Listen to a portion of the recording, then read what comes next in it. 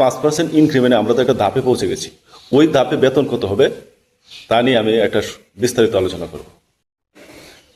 সরকার ইতিমধ্যে জাতীয় বেতন স্কেল ঘোষণা করছে, এই জন্য আমি জানাই সরকারকে ধন্যবাদ।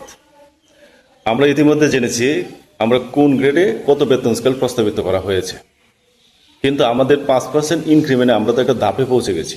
ওই ধাপে বেতন কত হবে তা নিয়ে আমি একটা বিস্তারিত আলোচনা করব।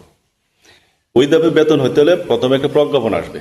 ওই প্রজ্ঞাপনে কিভাবে ফিক্সেশন হবে, বেতনের ফিক্সেশন হবে তার বর্ণনা দেওয়া হবে।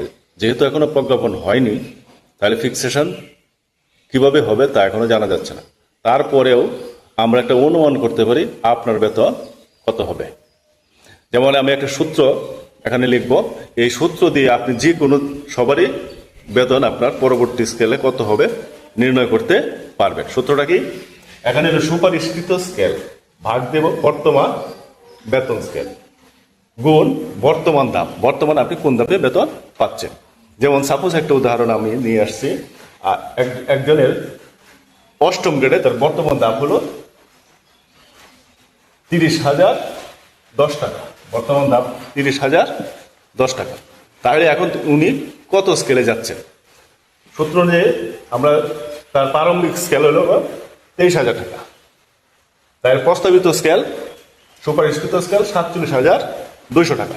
তাহলে 47,200কে আমরা ভাগ করব 23,000 টাকা দিয়ে, গুণ তার বর্তমান দাম, বর্তমান দাম কত? 30,010 টাকা।